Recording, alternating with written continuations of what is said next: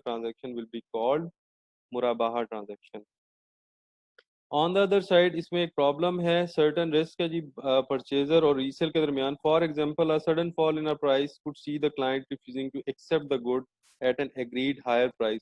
Let's पे suppose आपने कोई चीज़ 1,000 रुपए की ले ली और लेने के फौरन बाद आपको पता चला कि जब आपने उसको सेल करना है वेरी नेक्स्ट डे या उसी दिन, अब प्राइस डिक्रीज आ गया. जब प्राइस डिक्रीज आएगा तो डिक्रीमेंट का जितना भी रिस्क होगा वो बैंक लेगा. ठीक है. क्यों लेगा? क्योंकि मार्केट से चीज़ उसने परचेज की, चीज़ जब उसने हायर कॉस्ट पे परचेज की, अब उसको लोअर कॉस्ट के ऊपर देना पड़ेगी. तो दैट इज बिकॉज, जिसको हम कहते हैं आम जबान में कि दिस इज बेसिकली बिजनेस, जहां आपके पास चांसेस ऑफ प्रॉफिट भी हैं तो वहां आपके पास चांसेस ऑफ लॉस भी हैं. But this product is not PLS product, it is a simple transaction. ये सेल्स प्रोडक्ट जहां sudden fall in price can has to be beared by the bank, because अगर उसको बायर रिफ्यूज करता है.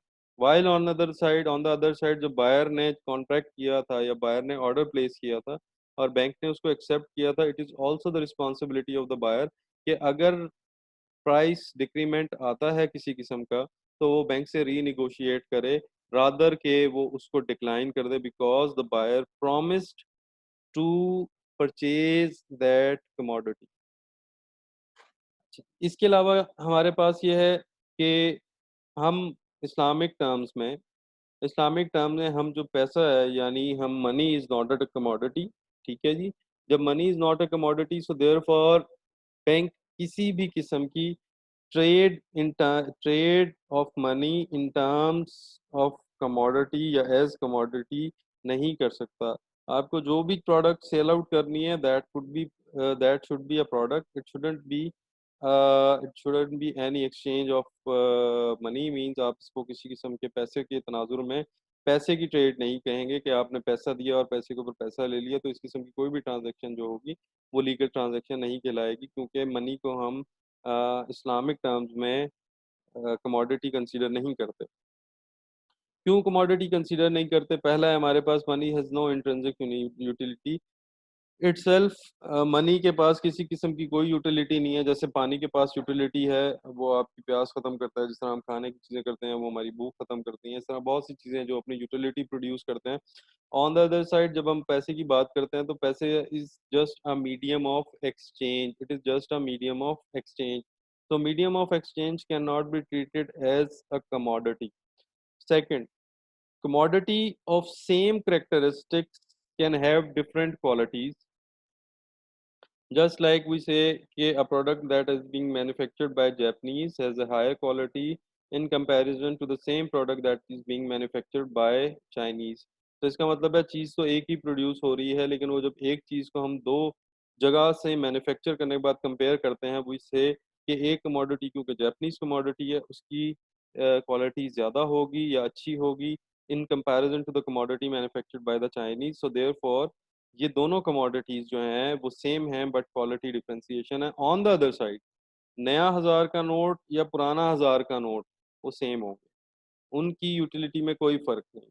जबकि एक चीज़ की क्वालिटी, एक कमोडिटी की क्वालिटी अगर ज़्यादा है तो उसकी प्राइस भी ज़्यादा डिमांड होगी. ऑन द अदर साइड अगर कोई चीप क्वालिटी है तो उसकी प्राइस भी चीप होगी. बट नया नोट और पुराना नोट दोनों बराबर हैं, इसके दरमियान कोई क्वालिटी डिफरेंशिएशन नहीं है. थर्ड, जब भी हम कमोडिटी की बात करते हैं हम उसकी स्पेसिफिकेशन डिफाइन करते हैं. स्पेसिफिकेशन का मतलब क्या है कि let's say I need a car. मैं कार की स्पेसिफिकेशन डिफाइन कर सकता हूँ कि मैं कौन सी कार मैं डिमांड कर रहा हूँ, उसके अंदर क्या क्या चीज़ें मुझे अवेल करनी है, वो सारी चीज़ें उसके अंदर शामिल होंगी.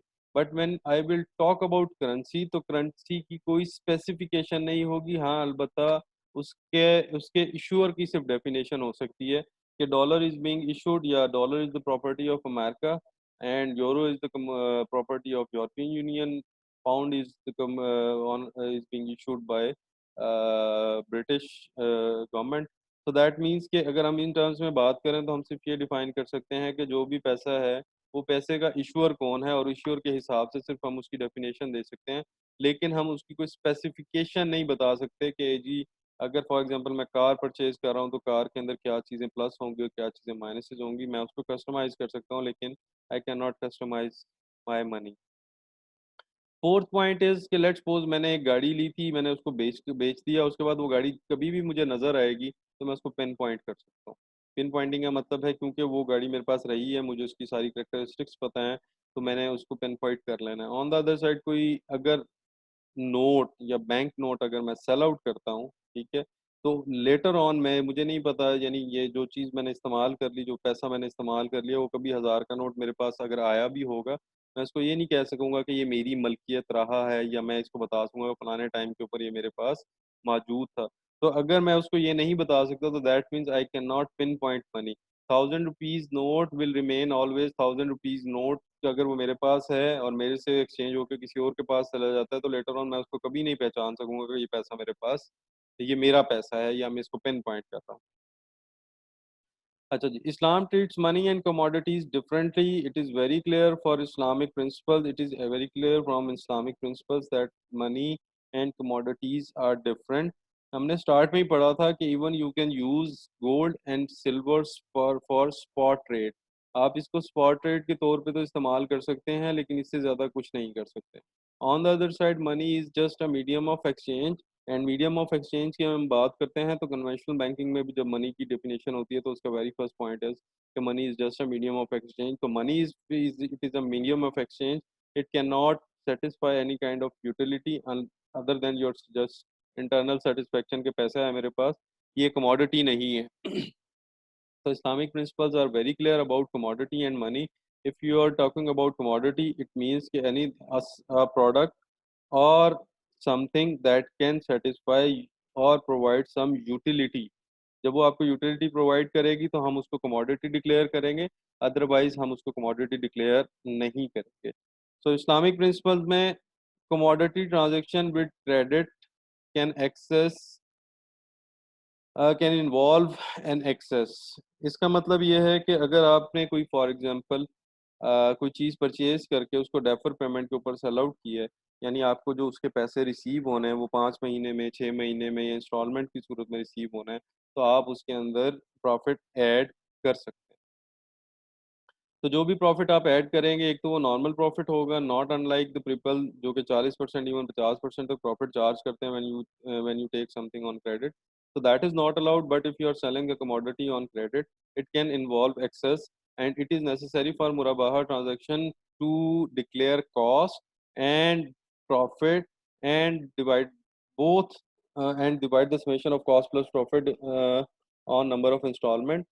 So it means that when you are dealing with murabaha, it is necessary for you to declare cost. तो excess अगर आपने उसके अंदर ऐड करना है तो आप excess भी उसके अंदर डिफाइन करेंगे। मुराबाहा एंड द शरिया। अकॉर्डिंग टू शरिया, मुराबाहा इज़ अ ट्रांजेक्शन जो कि अलाउड है। वो इसलिए अलाउड है कि आप अगर पुराने ज़माने में भी देखें तो हजूर करीम सल्लल्लाहु अलैहि वसल्लम जो हैं, उन्होंने भी ट्रेड की हज़रत खदीजा के माल की। तो हज़रत खदीजा के माल की जो भी ट्रेड की उन्होंने जाके, उसमें ऑब्वियसली उसमें प्रॉफिट